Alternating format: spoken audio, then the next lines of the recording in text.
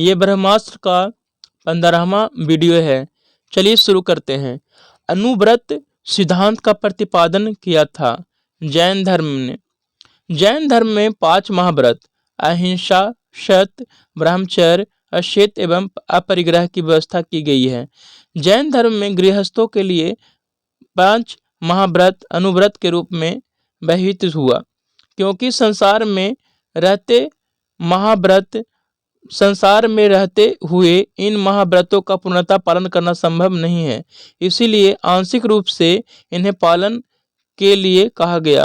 अहिंसानुव्रत, सत्यानुव्रत, असत्यानुव्रत, ब्रह्मचार्यानुव्रत और अपरिग्रहानुव्रत। साध्यवाद सिद्धांत है। साध्यवाद सिद्धांत क्या है, किनका है? तो जैन धर्म का साध्यवाद सिद्धांत जैन धर्म का है। महावीर स्वामी जैन धर्म के 24वें तीर्थंकर थे। उन्होंने वेदों की अपारौष्टिकता स्वीकार करने से इनकार कर दिया तथा धार्मिक, सामाजिक रूढ़ियों एवं पाखंडों का विरोध किया। उन्होंने आत्मवादियों तथा नास्तिकों के एकांतिक मतों को छोड़कर बीच का मार्ग अपनाया, जिसे अनेकांतवाद अथवा साध्यवाद कहा गया। साध्यवाद को सप्तभंगी न्याय के नाम से भी जाना जाता है। यह ज्ञान की सापेक्षता का सिद्धांत है। जैन दर्शन के अनुसार सृष्टि की रचना एवं पालन पोषण सार्वभौमिक विधान से हुआ है। जैन दर्शन के अनुसार समस्त विश्व जीव तथा अजीव नामक 2 नित्य एवं स्वतंत्र तत्वों से मिलकर बना है। जीव चेतन तत्व जबकि अजीव अचेतन जड़ तत्व है। यहाँ जीवन से तात्पर्य उपनिषदों की सार्वभौमिक आत्मा से न होकर व्यक्तिगत आत्मा से है।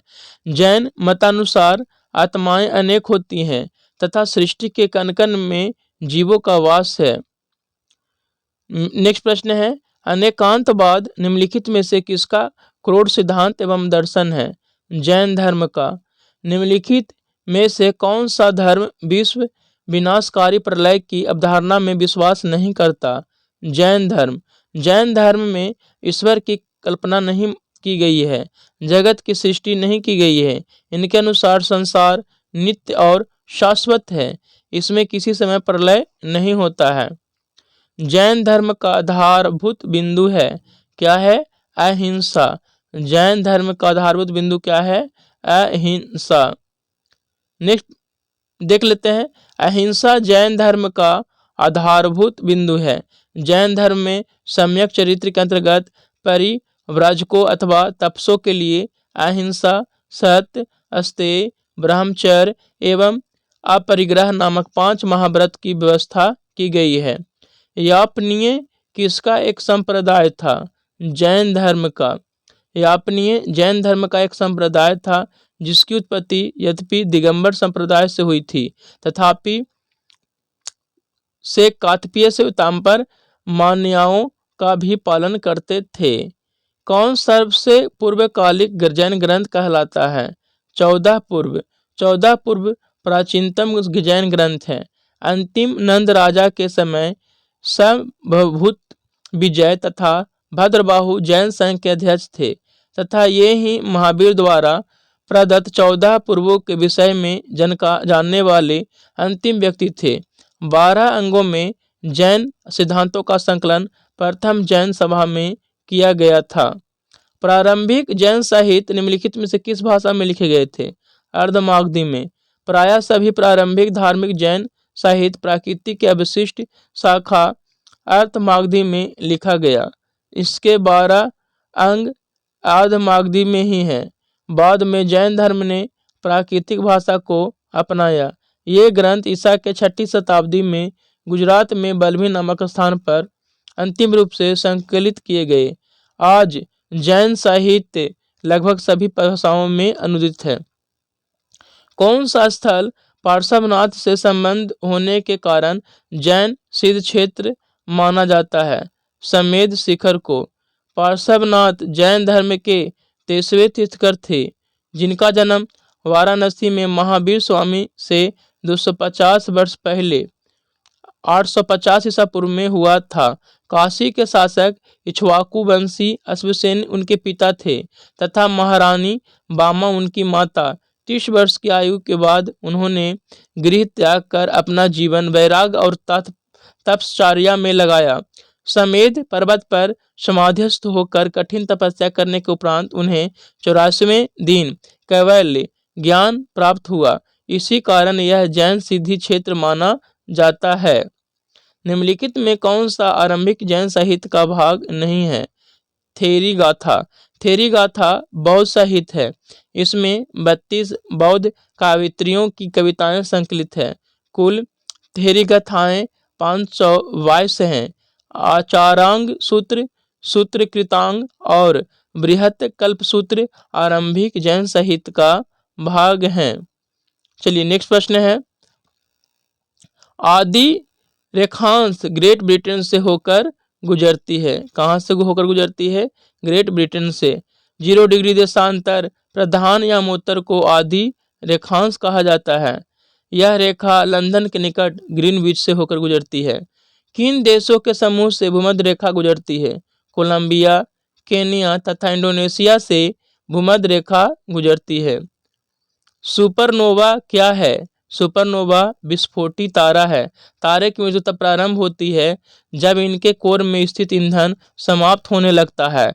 मृत तारे में अत्यंत विस्फोट होता है जिससे कुछ देर के लिए तीव्र प्रकाश उत्पन्न होता है।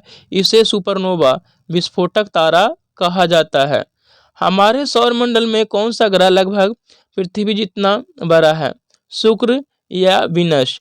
शुक्र ग्रह घनत्व, आकार एवं व्यास में पृथ्वी के समान है, इसीलिए इस ग्रह को पृथ्वी की बहन भी कहा जाता है। बृहस्पति के पहले 4 उपग्रहों की खोज किसने की थी? गैलीलियो ने। बृहस्पति के पहले 4 उपग्रहों की खोज गैलीलियो ने की थी। बृहस्पति के वर्तमान उपग्रहों की संख्या 67 है, जो सभी ग्रहों है। गैनीमेड सभी उपग्रहों में सबसे बड़ा है। इसका रंग पीला है। देखिए, गैनीमेड बृहस्पति का क्या है? उपग्रह है। दिन और रात होते हैं। दिन और रात घूर्णन की गति के कारण होते हैं। घूर्णन की गति के कारण पृथ्वी पर दिन रात होते हैं। परिक्रमण गति के कारण ऋतु परिवर्तन होता है। सबसे चमकीला ग्रह की बात करें तो कौन है? सबसे चमकीला ग्रह शुक्र है और सबसे गर्म ग्रह भी शुक्र ही है। हमारे मंगल ग्रह के बारे में सूचना देने वाले रॉकेट का नाम क्या है? डिस्कवरी। भारत का मंगलयान भी मंगल ग्रह की जानकारी देता है। चलिए नेक्स्ट प्रश्न की बात कर लेते हैं। नेक्स्ट प्रश्न है, निम्नलिखित में से कौन कथन गलत मिलान किया गया है? कौन सा कथन गलत मिलान किया गया है? देखिए, तो कौन कथन गलत मिलान किया गया है? तो दूसरा और तीसरा ये गलत कथन है। कर्क रेखा 23.5 डिग्री अक्षांश को कहा जाता है, बिल्कुल सत्य है। दक्षिणी ध्रुव वृत्त 66.5 डिग्री एस अक्षांश को कहा जाता है, साउथ को कहा जाता है। एन नॉर्थ को कहा जाता है। कर्क रेखा 27 डिग्री नॉर्थ अक्षांश को कहा जाता है, जबकि दक्षिणी ध्रुव वृत्त 66.5 डिग्री साउथ अक्षांश को कहा जाता है। पृथ्वी सूर्य से अपनी अधिकतम दूरी पर होती है 4 जुलाई को अधिकतम दूरी पर, जिसे अपसौर कहते हैं, और 3 जनवरी को न्यूनतम दूरी पर, जिसे उपसौर कहा जाता है। सूर्य के गिर्द परिक्रमा में निम्नलिखित में से कौन सा ग्रह अधिकतम समय लेता है? कौन लेता है? बृहस्पति। सूर्य के गिर्द परिक्रमा करने में ग्रहों को लगा समय बृहस्पति को 12 वर्ष, शुक्र को 224.7 दिन, पृथ्वी को 365.4 दिन, मंगल को 687 दिन लगता है। वे ग्रह कौन से हैं जिनके चारों ओर परिक्रमा करने वाले उपग्रह नहीं हैं? कौन है? बुध और शुक्र। बुध और शुक्र का कोई भी उपग्रह नहीं है, जबकि मंगल के 2 उपग्रह हैं, फोबोस और डिमोस। वरुण के 8 उपग्रह हैं, जिनमें टाइटन प्रमुख है। प्रधान या उत्तर ध्रुव वृत्तीय तथा विषुवत भूमध्य रेखा का प्रतिच्छेदन बिंदु अवस्थित है अंध महासागर में। प्रधान या उत्तर 0 डिग्री देशांतर तथा विषुवत रेखा 0 डिग्री अक्षांश रेखा का प्रतिच्छेदन बिंदु आंध्र महासागर अटलांटिक महासागर में अफ्रीका के पश्चिमी तट के पास अवस्थित है। हमारे सौर मंडल में सबसे बड़ा ग्रह कौन है? कौन है? जुपिटर यानी बृहस्पति। बृहस्पति हमारे सौर मंडल का सबसे बड़ा ग्रह है। आकार के अनुसार ग्रहों का घटते क्रम: बृहस्पति, शनि, अरुण, वरुण, पृथ्वी, शुक्र, मंगल, बुध। अर्थात सबसे बड़ा ग्रह बृहस्पति और सबसे छोटा ग्रह कौन है? बुध। किस एक को स्थलीय ग्रह कहते हैं? बुध को स्थलीय ग्रह कहा जाता है। बुध, शुक्र, पृथ्वी, मंगल। बुध, शुक्र, पृथ्वी, मंगल को स्थलीय ग्रह या पार्थिव ग्रह या आंतरिक ग्रह भी कहते हैं। बृहस्पति, शनि, अरुण और वरुण को वाह या जोवियन ग्रह कहा जाता है। बृहस्पति, शनि, अरुण, वरुण। बृहस्पति, शनि, अरुण, वरुण को जोवियन ग्रह कहा जाता है। चलिए नेक्स्ट प्रश्न है, नागरिकता। नागरिकता निम्नलिखित कथनों पर विचार करना है तो कौन सही है? तो सुनिए, नागालैंड, असम, मणिपुर, आंध्र प्रदेश, सिक्किम, मिजोरम और अरुणाचल प्रदेश तथा गोवा की प्रादेशिक मांगों को देखते हुए भारत के संविधान में अनुच्छेद 371 ए से लेकर 371 का अंतर्विष्ट किए गए हैं। अमेरिका संघात्मक राज्य है। अमेरिका क्या है? संघात्मक राज्य है। अमेरिका में दोहरी नागरिकता है। भारत में नागरिकता प्राप्त करने के 5 माध्यम हैं: जन्मजात, वांसूनगत, पंजीकरण, देशीकरण, विदेशी राज्यों के देश में विलय और नागरिकता से वंचित होने या करने का माध्यम। यदि भारत का कोई नागरिक स्वतः देश की नागरिकता को परित्याग करता है, स्वेच्छा से किसी अन्य देश की नागरिकता स्वीकार कर ले, संघ सरकार द्वारा नागरिकता का अपहरण, यदि असत्य अभिलेख के आधार पर नागरिकता, देशद्रोह की अवस्था में। किस देश में दोहरी नागरिकता का सिद्धांत है? तो कहाँ है? संयुक्त राज्य अमेरिका में दोहरी नागरिकता का सिद्धांत दिया गया है। संयुक्त राज्य अमेरिका एक संघ राज्य है और संघ राज्य की विशेषता होती है दोहरी नागरिकता। अनुच्छेद 1 में भारत को राज्यों का संघ कहा गया है, लेकिन भारत में एकल नागरिकता है जो एकात्मक संविधान की विशेषता है। भारतीय नागरिकता के लिए आवेदन करने से पहले किसी व्यक्ति को न्यूनतम कितने समय भारत में रहना अनिवार्य है? 14 वर्ष। देशीकरण के आधार पर नागरिकता प्राप्त करने के लिए कम से कम 10 वर्ष तक भारत में रहा हो एवं भारत को किसी एक राजभाषा का ज्ञान रखता हो। लेकिन 2005 के बाद देशीकरण के लिए अब 14 वर्ष रहने की शर्त को शामिल किया गया है। संविधान के 26 नवंबर 1949 को पारित किए जाने के साथ संविधान के कौन से प्रावधान तुरंत लागू कर दिए गए? नागरिकता का प्रावधान, चुनाव संबंधी प्रावधान, अंतरिम संसद संबंधी प्रावधान।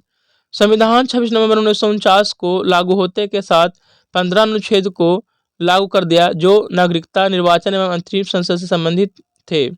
भारत का संविधान एकहरी नागरिकता प्रदान करता है। भारत का संविधान एकहरी नागरिकता को प्रदान करता है।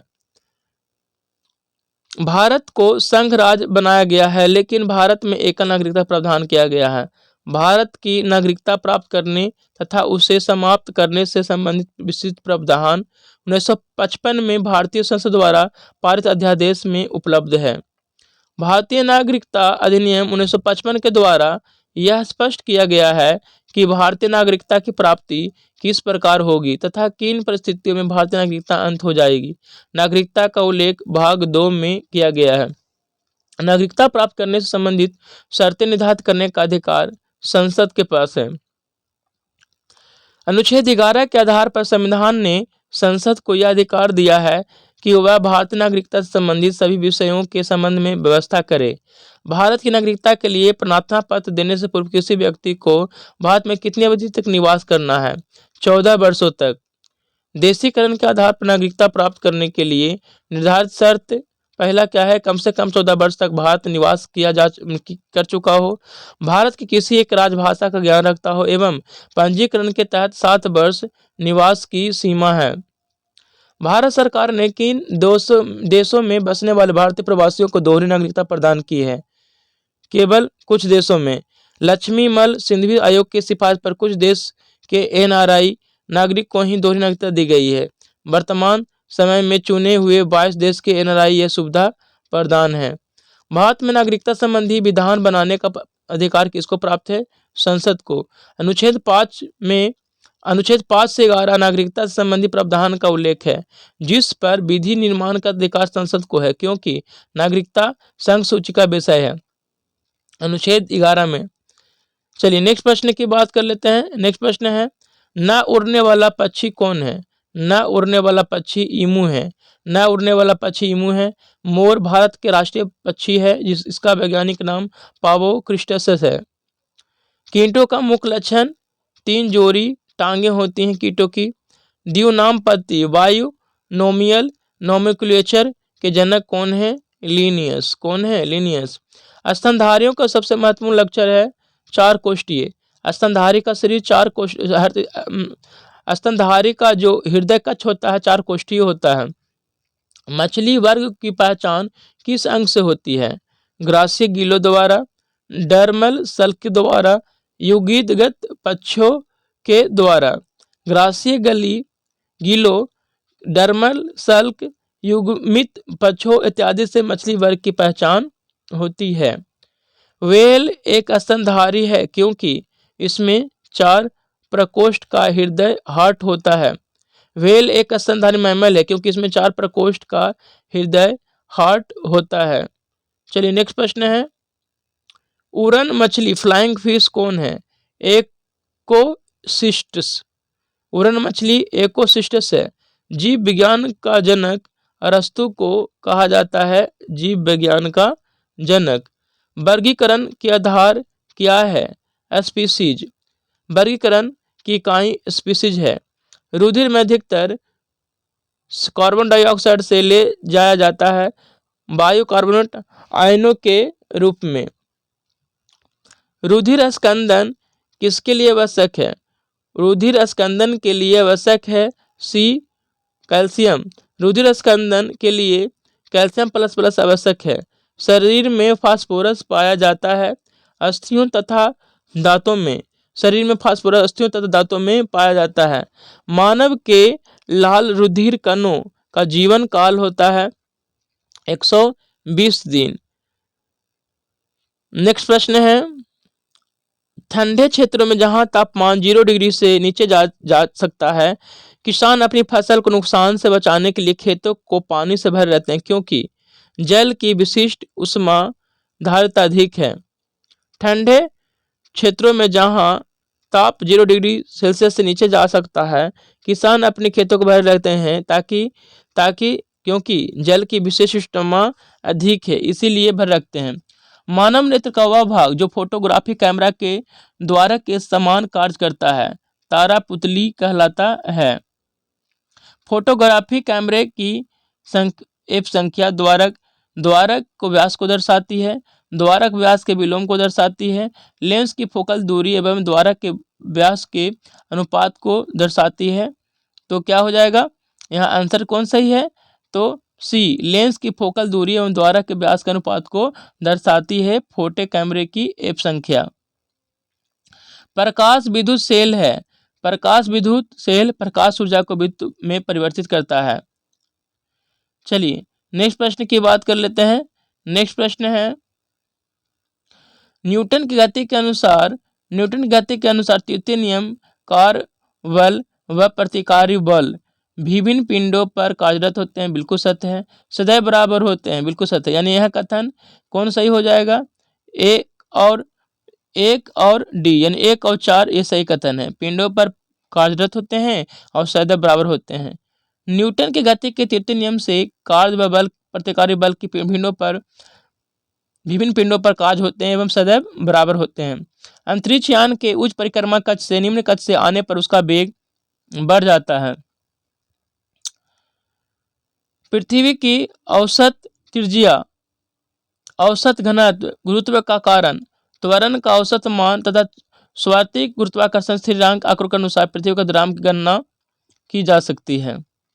पृथ्वी की औसत त्रिज्या व औसत घनत्व, गुरुत्व के कारण, त्वरण का औसत मान तथा सार्वजनिक गुरुत्वाकर्षण स्थिरांक के आंकड़ों के अनुसार पृथ्वी के द्रव्यमान की गणना की जा सकती है। चलिए कोपरनिकस क्या दिए थे? सूर्य केंद्रीय सिद्धांत। केपलर ग्रहों की गति के नियम। गैलीलियो बृहस्पति का चंद्रमा खोजे थे। न्यूटन गुरुत्वाकर्षण के सार्वत्रिक नियम न्यूटन ने दिया था। निम्नलिखित पादपों में से विस्फोटक के रूप में प्रयोग आने वाला कौन है? TNT, try नाइट्रोलिन। कंप्यूटर के आई चिप किसकी बनी होती है? सिलिकॉन की सेमीकंडक्टर की बनी होती है। विस्फोटक तथा दहन के बीच में अंतर क्या है? विस्फोटक के मामले में परिसीमित क्षेत्र में दाब तेजी से बढ़ जाता है, लेकिन दहन के दौरान कुछ ऐसा नहीं होता है। अस्पताल में सांस लेने वाली ऑक्सीजन नली में ऑक्सीजन और कौन सी गैस मिलाई होती है? तो हीलियम। अस्पताल में सांस लेने वाली ऑक्सीजन नली में ऑक्सीजन के साथ हीलियम गैस होती है। आर्गन गैस एक्रिक गैस से ये विद्युत बल्ब में भरी जाती है। भारतीय विज्ञान कांग्रेस एसोसिएशन के सत्रों का आयोजन प्रत्येक वर्ष होता है। एसिटिलिक सैलिसिलिक अम्ल आमतौर पर निम्नलिखित में से काम में लाया जाता है। पीरा हर में एसिटिल सैलिसिलिक आमतौर पर पीरा हर के रूप में काम लाया जाता है। आंसू गैस। आंसू गैस का प्रयोग कभी कभी अनियंत्रित भीड़ को वितरित करने के लिए किया जाता है। चलिए, यह किया जाता है। इस गैस के मानव नेत्र के संपर्क में आने से आंखों में जलन पैदा होती है एवं आंसू टपकने लगते हैं। अल्फा क्लोरो स्टिफिनोन, एक्रोलीन आदि कुछ प्रमुख आंसू गैस है। इसे ग्रीन से भरकर प्रयोग किया जाता है। प्रदीप्त नली में साधारणतः काम में लाए जाने वाले पदार्थ हैं पारद बाष्प और आर्गन। प्रदीप्त नली में साधारणतः काम में लाए जाने वाले पदार्थ पारद बाष्प और आर्गन हैं। पृथ्वी की पपरी में एल्युमिनियम बॉक्साइट के रूप में पाया जाता है। पृथ्वी की पपरी में एल्युमिनियम बॉक्साइट Al2O 3.2H2O के रूप में पाया जाता है। क्रोमोलाइट एल्युमिनियम का यस्क है। जिप्सम CaSO4 2H2O कैल्शियम का यस्क है। इसका उपयोग प्लास्टर ऑफ पेरिस के निर्माण में होता है। आंत ज्वर टाइफाइड के लिए सामान्यतः उपयोग में की जाने वाली औषधि कौन है? क्लोरोमास्टिन। रेडियो कार्बन डेटिंग का इस्तेमाल उम्र के अनुमान लगाने में किया जाता है। जीवाश्म की उम्र। रेडियो कार्बन डेटिंग का इस्तेमाल जीवाश्म की उम्र का अनुमान लगाने में किया जाता है। यूरेनियम डेटिंग के द्वारा शैलों एवं प्राचीन इमारतों के उम्र अनुमान लगाने में होता है। मानव जाति के लिए ओजोन महत्वपूर्ण है क्योंकि पराबैंगनी किरणों को रोकने के लिए एक रक्षा आवरण बनाती है। मानव जाति के ओजोन महत्वपूर्ण है क्योंकि यह सूर्य से निकलने वाली पराबैंगनी किरणों को रोकने के लिए एक रक्षा आवरण बनाती है। ओजोन परत समताप मंडल में पाया जाता है और ओजोन संरक्षण दिवस 16 सितंबर को मनाया जाता है। इस तरह से ये ब्रह्मास्त्र का वीडियो समाप्त हो गया। आप लोग प्रतिदिन इसी तरह से जुड़े हुए रहें और इसे देखते रहें। धन्यवाद।